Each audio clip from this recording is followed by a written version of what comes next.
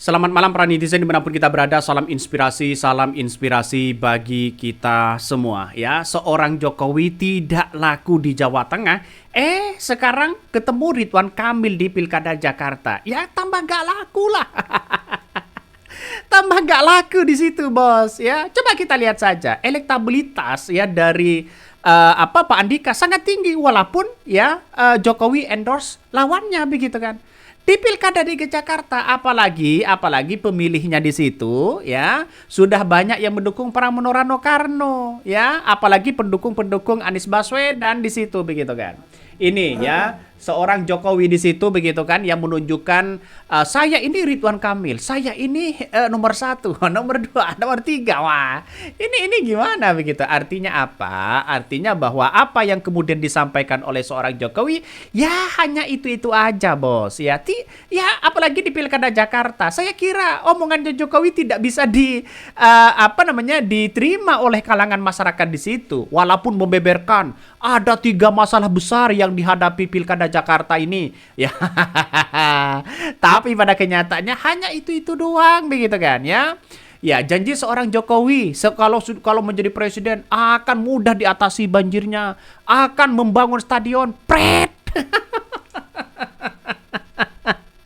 Ya, jangan percayalah dengan omongan-omongan yang tidak ada buktinya di situ begitu kan ya. Di Jawa Tengah hanya bagi-bagi kaos ya, lempar kaos sana sini ya. Ini apa, Bos? Ini kampanye. Sekarang kampanye adalah demokrasi modern. Bukan saatnya lempar-lempar seperti itu, bukan saatnya kampanye seperti itu. Sudah basi.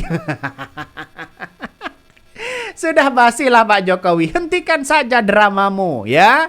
Tidak laku di Jateng, ya akhirnya ke mengendorse Ridwan Kamil. Ini kan logikanya gimana begitu kan ya. Ya memang sah-sah aja mengendorse siapapun, sah-sah aja begitu kan. Tapi dampak pengaruh dari sosok seorang Jokowi di situ ya menurut saya kecil begitu. Apalagi pemilih DKI Jakarta. Pemilih DKI Jakarta itu ya menggunakan rasional begitu kan ya untuk memilih seorang pemimpin. Tapi pada kenyataannya ya kalau hanya ingin sensasi begitu kan ya, ingin Ridwan Kamil punya seorang Jokowi ya, Ahmad Lutfi ingin punya seorang Jokowi, punya artis influencer sana sini, nggak ngaruh bos.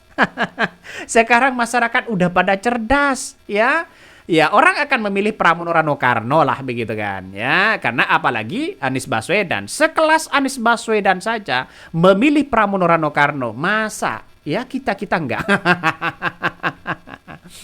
Logika sederhananya seperti itu begitu kan ya, mengumpulkan massa sana sini. Itu kelakuannya sejak dulu begitu kan. Ngumpulkan massa sana ini kan turun derajat begitu kan ya. Marwah dari seorang Jokowi itu sudah turun mereka. Masa ex mantan ya sebagai mantan presiden tiba-tiba jadi tukang endorse. jadi jurkam di situ begitu. Ya gimana marwahnya begitu kan? Coba kita lihat saja Pak SBY. Pak SBY, AHY di tahun 2017 tidak pernah mereka cawi-cawi masalah soal anaknya mencalon sebagai gubernur. Biasa aja mereka begitu kan ya. Jadi saya kira apa yang dilakukan oleh seorang Jokowi ini pada kenyataannya sudah bisa ditangkap ya. Apa? Ya, ini kan pertarungannya di tahun 2029 ya. Sudah paham kan bagaimana Gibran akan dipersiapkan ke situ? Wah, ini harus pakai ini loh begitu kan ya. Jadi kalau ada orang yang masih percaya sama Jokowi hari ini ya silahkan, nggak ada masalah, silahkan begitu kan. Tapi kita harus berpikir secara rasionalitas ya. Mondar mandir sana sini dulu digadang-gadang menjadi salah satu ya calon ya sekjen PBB. Tapi tahu-taunya setelah menjadi mantan presiden jadinya jadi jurkam. Ini gimana begitu kan ya. Seorang Jokowi seharusnya menikmati ya bagaimana dirinya harus memberikan kontribusi begitu kan ya. Ya setidaknya ya datang ke kampus-kampus lah, memberikan pencerahan ya, memberikan inovasi, memberikan memberikan wawasan. Bukan jadi jurkam begitu kan. Ini kan logikanya gimana? jadi jadi ini gimana begitu kan ya. oke lah, tidak ada masalah orang akan berbicara apapun begitu. Tapi pada kenyataannya sosok sebagai seorang presiden mulai agak kebingungan sosok seorang Jokowi ini. Coba kita baca ini. Ngapain bingung? Ini kata Pak Jokowi soal pilih Jakarta, Ridwan Kamil. Ya, bagaimana tidak bingung di situ begitu kan ya. Coba kita lihat saja para pendukung-pendukungnya di situ begitu kan ya. Para pendukung-pendukungnya di situ. Ternyata Ridwan Kamil itu ya biasa-biasa aja begitu. Setelah Anies Baswedan mendeklarasi anak-anak Abah mendeklarasikan Pramono Rano Karno, ya saya kira ini ada kemenangan yang sangat-sangat luar biasa begitu kepada Pramono Rano Karno. Tapi ini realitasnya begitu kan ya. Ini realitasnya. Tapi kita baca ya bagaimana pertemuan antara Jokowi dengan Ridwan Kamil. Nampaknya tidak ngaruh, Bos. Coba kita baca. Berkemeja putih Jokowi bertemu Ridwan Kamil dan relawan Jack Pus. Wow, ngeri ya. Padahal relawan Jack Pus, ya kita tahulah kalau Anies Baswedan datang di kampanye itu.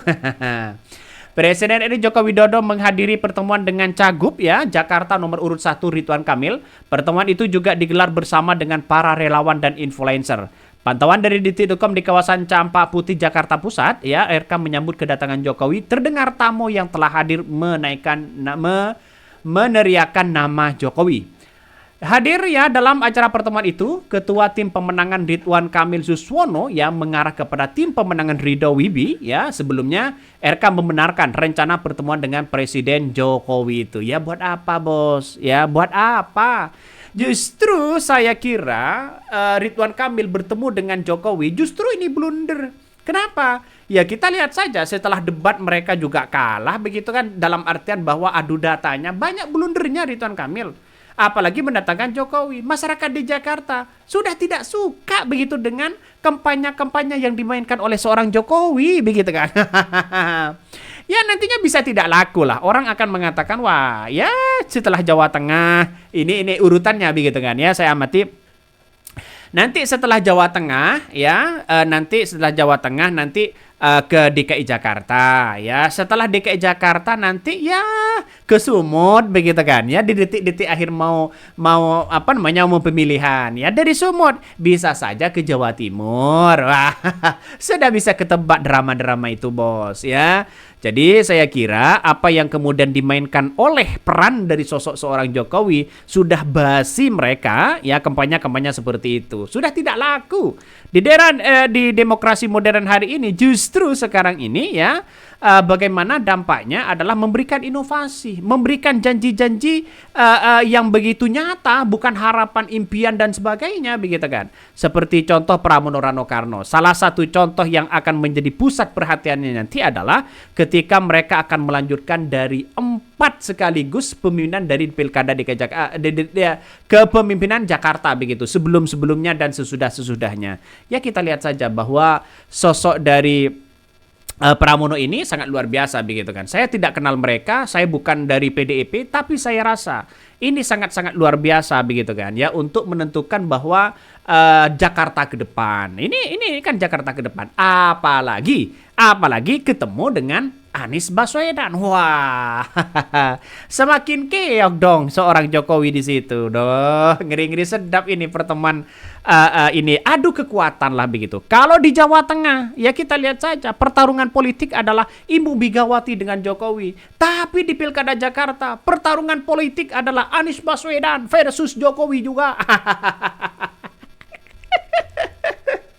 Jadi agak lucu politik lah. Inilah politik ya. Kalau diambil dari sisi seninya, politik itu sangat bagus begitu kan ya. Jadi saya kira politik itu dinamis ya. Politik itu ya seni begitu kan. Walaupun bagaimanapun ya, jangan sampai fanatik itu dimunculkan ya. Fanatik sana sini, santai aja lah. Kalau mau dukung silakan dukung. Mungkin itu yang kami sampaikan ya. Tonton terus channel dari Podcast Rakyat ini. Jangan lupa di subscribe.